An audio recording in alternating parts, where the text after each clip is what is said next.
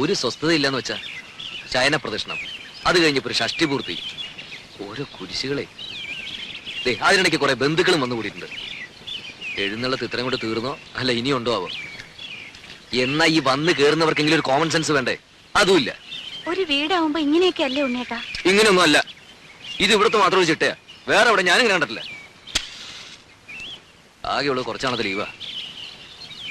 അത്ര വിഷമമുള്ള ആൾക്ക് എന്നെ മോളെയും കൊണ്ടുവരുന്നല്ലോ. താനെന്നെങ്ങനെ വരാതെ? അതിനുള്ള ഏർപ്പാടൊക്കെ ഞാൻ നടക്കുന്നുണ്ട്. ഇത്തവണ പാസ്പോർട്ട് റെഡിയാക്കി വെക്കണം. 6 മാസത്തിനുള്ളിൽ ഗ്രീൻ കാർഡ് കിട്ടും. പിന്നെ വിസ അയക്കുന്നു, താനും മോളും കൂടി പറക്കുന്നു. വിട്ടത് തന്നെ. ഉണ്ണിയേട്ടന്റെ അമ്മയല്ലേ ആള്. അമ്മ അത് ഇതൊക്കെ പറയും. എത്ര നാളെന്ന് വെച്ചാൽ ഒറ്റയ്ക്ക് ഇങ്ങനെ കഴിയാ? എന്തായാലും ഞാൻ ചിലതൊക്കെ തീരുമാനിച്ചിട്ടുണ്ട്. നാളെ തന്നെ പോയി പാസ്പോർട്ടിന് അപ്ലൈ ചെയ്യണം. സ്വപ്നം കാണാം. ഈ ഷഷ്ടി പൂർത്തി എന്ന് പറയുമ്പോ വേണ്ടപ്പെട്ടവരൊന്നും ഒഴിവാക്കാൻ പറ്റില്ല. വേണ്ടപ്പെട്ടവരെയൊക്കെ വിളിച്ചിട്ടുണ്ട്. എന്താ? രാജയുടെ അച്ഛനെ വിളിച്ചിട്ടില്ലെന്ന്. വേണ്ടപ്പെട്ടവരെയൊക്കെ വിളിച്ചിട്ടുണ്ടെന്നാ പറഞ്ഞത്. അതല്ല സരസ്വതി, ഇനിയിപ്പൊ പഴയ അത് വിരോധം മാത്രം ഓപ്പ പറയണ്ട. അവിടെ ആങ്ങളെ കെട്ടിക്കൊണ്ട് വന്നത് ആരെയാ? ഒരു നസ്രാണിച്ച്. എന്നിട്ട് ആ കാർന്നൂർ 2 കൈ നീട്ട് സ്വീകരിക്കാനും. എന്നെ കൊണ്ട് കൂടുതലൊന്നും പറയിക്കണ്ട കേട്ടാ. ആ കുടുംബത്തിൽ നിന്ന് ഒരുത്തി ഇവിടെ കയറ്റിയത് തൃപ്തി ഉണ്ടായിട്ടൊന്നുമല്ല. എന്റെ മോൻ കുരുങ്ങി പോയില്ലേ, ഇനിയിപ്പോ ഉപേക്ഷിക്കാൻ പറ്റുമോ? അത് അതോടെ മതി. അതിനപ്പുറത്തുള്ള ലോഹ്യൊന്നും വേണ്ട.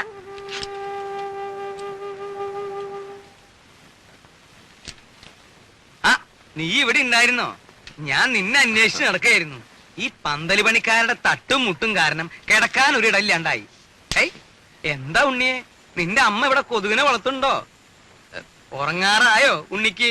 ഞാൻ കിടക്കാനുള്ള ഉറങ്ങാറാവുമ്പോ പറഞ്ഞോളൂട്ടോ. എന്തോ ഞാൻ പറയണെന്ന് ആലോചിച്ചല്ലോ. നീ വന്ന വിവരം ഞാൻ എങ്ങനെ അറിഞ്ഞുന്ന്? അതൊരു വലിയ കഥയാ. നീ നമ്മുടെ കിഴക്കേടത്തെ കാർത്തേനിയമ്മയുടെ മകൻ ഗോപാലൻ അറിയോ? മനസ്സിലായി. കാലിന് കുറച്ച് സുഖമില്ലാത്ത. അത് ഭാസ്കരൻ. അവന്റെ കഥ ഞാൻ വേറെ പറയാം. അവൻ ഒരു വേൽത്തിപ്പെണ്ണായിട്ട് ചില കാര്യങ്ങളും അതും മറ്റതും മറിച്ചതും ഒക്കെ, അതൊക്കെ ഞാൻ എല്ലാവരും ഉറങ്ങിയതിനു ശേഷം പറയാം. ഇത് ഭാസ്കരന്റെ അനിയൻ ഗോപാലൻ. ഞാൻ അറിയും. നീ അറിയൂ അവനെ? അവനൊരു കളിപ്പേരുണ്ടല്ലോ. അല്ല, ഉറക്കം തൂങ്ങിട്ട് പോയി. ഉറക്കം തൂങ്ങി. അത് അവന്റെ അനിയൻ. ഇത് ഗോലി. അവൻ ഇങ്ങനെ ഉരുണ്ടാണല്ലോ നടക്കണേ. ഈ ഗോപാലൻ അവന്റെ അളിയനെ ദുബായിക്ക് പ്ലെയിൻ കയറ്റാൻ തിരുവനന്തപുരത്ത് പോയി. തിരിച്ചു വന്ന് ബസ് ഇറങ്ങിയപ്പോഴാ അവൻ എന്നെ കണ്ടതും അവൻ എന്റെ നേരെ ഇങ്ങനൊരു വരവാ. ഈ ഗോലി എന്തിനാ എന്റെ മെക്കിട്ടേക്ക് ഇങ്ങനെ ഉരുണ്ടു വരണേന്ന് ഞാനും വിചാരിച്ചു. ഞാനും അവനും തമ്മിൽ ഏതാണ്ട് ഇങ്ങനെ ഇങ്ങനെ ഇങ്ങനെ എത്ര അടി ഉണ്ടാവും? 2 അടി കാണും. അല്ല, 3 അടിയുണ്ട്. സ്വിച്ചിട്ട പോലെ അവിടെ നിന്ന്. ഇവന്റെ നിൽപ്പ് കണ്ടപ്പോ ഞാനൊന്ന് അന്താളിച്ചു. എന്താ ഗോപാല ഉണ്ടായേന്ന് ഞാൻ ചോദിച്ചു. അപ്പൊ അവൻ പറയാ, തിരുവനന്തപുരത്ത് വെച്ച് അവന്റെ അളിയനെ ദുബായിക്ക് വണ്ടി കയറ്റാൻ ചെന്നപ്പോ എയർപോർട്ടിൽ വെച്ച് ഉണ്ണി വന്നു എന്ന് അറിഞ്ഞുത്രേ. അങ്ങനെയാ നീ വന്നു എന്ന് ഞാൻ അറിഞ്ഞത്. എനിക്കൊരു പ്ലാനൊക്കെ ഉണ്ട്. മൂത്ത മകൻ ചന്ദ്രശേഖരനെ 1 മാസം തടിയുടെ പോലെ ഇരുത്തിയിട്ട് അമേരിക്ക, കാനഡ ഇങ്ങനെയുള്ള പുണ്യസ്ഥലങ്ങളൊക്കെ ഒന്ന് സന്ദർശിക്കണം. അടുത്ത് കിടന്നിടൂ അമ്മാവാ.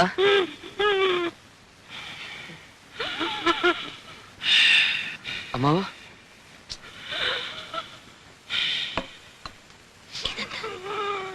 ഷീറ്റോടെ വലിച്ചെടുത്ത് കാട്ടിലേക്ക് കളയും ഞാൻ. ഈ വീട്ടിലൊരു സ്വസ്ഥതയില്ല.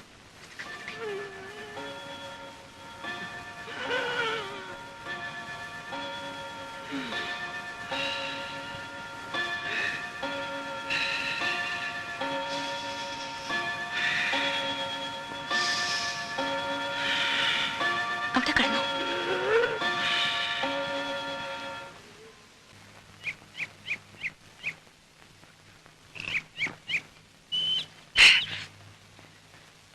രാഘവട്ടം കണ്ടോ? ഇന്നൊരു 4 അടിച്ചിട്ട് ഞാനൊന്ന് പെരുമാറാൻ പോവാ. വന്നിട്ടേ ദിവസം 3 മനുഷ്യനിവിടെ പ്രാന്തെടുത്തു തുടങ്ങി. ഒരു പെങ്ങളുള്ളത് ഇരുട്ടാവുമ്പോ അളിയനെയും കൂട്ടി മുറി കയറി കഥ അടയ്ക്കും. അമ്മയുടെ കാര്യം പിന്നെ പറയണ്ടല്ലോ. വരുന്നവർക്ക് മുഴുവൻ ചേക്കറ ഞങ്ങളുടെ ആ കൊച്ചുമുറി. സാധാരണ മക്കള് ലീവി വരുമ്പോ മറ്റുള്ളവർ ഒഴിഞ്ഞു കൊടുക്കും.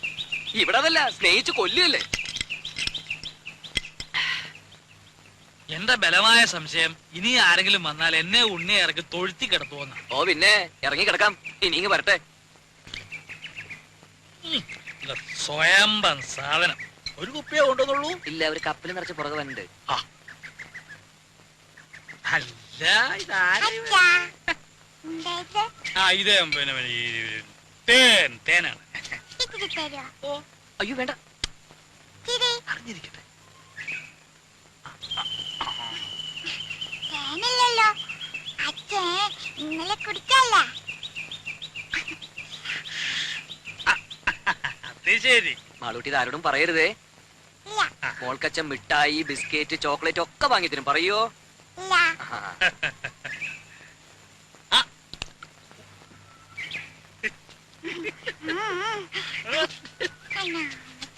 അച്ഛന്റെ മോള് തന്നെ. അച്ഛനെ ഈ കൈയൊന്നും വേണപ്പോ. എന്തോന്നാ അനക്ക് നോക്കട്ടെ. എന്തുവാ ഇത്? അച്ഛൻ അവിടെ ഇരുന്ന് കുടിക്കുക. കുടിക്കുന്നോ? എന്ത് കുപ്പിന്ന്? ഏ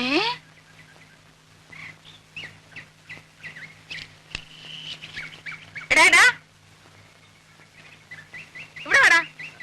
ഒളിച്ചു കളിക്കുന്നോ? ഇവിടെ വാടാ. ഉണ്ണിയെ വിളിക്കണേ. ഒരാളല്ല രണ്ടും. ഇത്തിരി വിട്ട് നിന്നാ മതി. ഇവിടെ വരാൻ.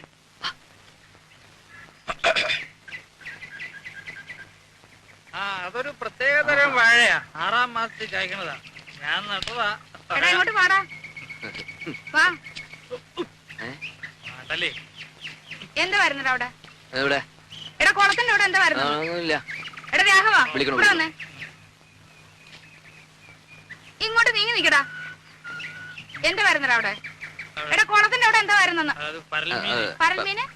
ഉണ്ണിക്ക് പരൽമീനെ കാണണം പറഞ്ഞുള്ള ഒരു പരിപാടി അവിടെ. ഇതൊന്ന് ഊതിക്കേ. ആ? ഊതടാ. ഒരു കാര്യം എടാ രാഘവാ, ആ. ഇവിടെ വാടാ. ഞാൻ പറയാതെ പോന്നോ? ഇവിടെ വന്ന് നിക്കടാ. ഇവിടെ അടുത്ത് വന്ന് നിക്കാൻ. ഊത്. ഊതാൻ. അകത്തോട്ടല്ല പുറത്തോട്ട് ഊതടാ. എടാ മുഖത്തോട്ട് ഊതാൻ. മുഖത്തോട്ട് ഊതടാ. ആഹാ അത്രയ്ക്കായോ?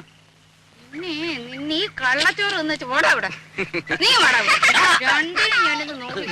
എടാ മടിയ മത്തായി, നീ എന്റെ മുറ്റത്തിരുന്ന് കള്ളു കുടിക്കോടാ. പിന്നെ ഞാൻ വെറുതെ കൊടുക്കില്ല. ആഹാ രണ്ടിനും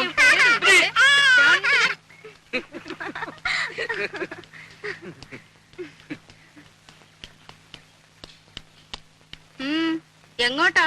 ഞങ്ങളൊന്ന് പുറത്തിറങ്ങിട്ട് വരാം, സന്ധിക്കുമ്പോ എത്തും. എന്തിന്? മോടെ രാജ്യത്ത് ഒരു ഫോട്ടോ എടുക്കണമായിരുന്നു. എന്താ ഇത്ര അത്യാവശ്യം? ചില്ലിട്ട് വെക്കാനാണോ?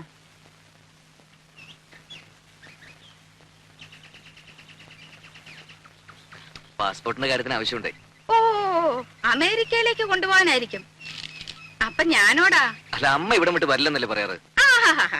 അത് അവനൊരു സൗകര്യാക്കി. അല്ല ഇത്രയും നാളെ ഈ ഇളക്കം ഇല്ലായിരുന്നല്ലോ. തലേണ മന്ത്രത്തിന്റെ ഒരു ശക്തിയെ കാലെടുത്ത് കുത്തിയപ്പോഴേ എനിക്കറിയാം ഇതല്ല ഇതിനപ്പുറം നടക്കുന്നു.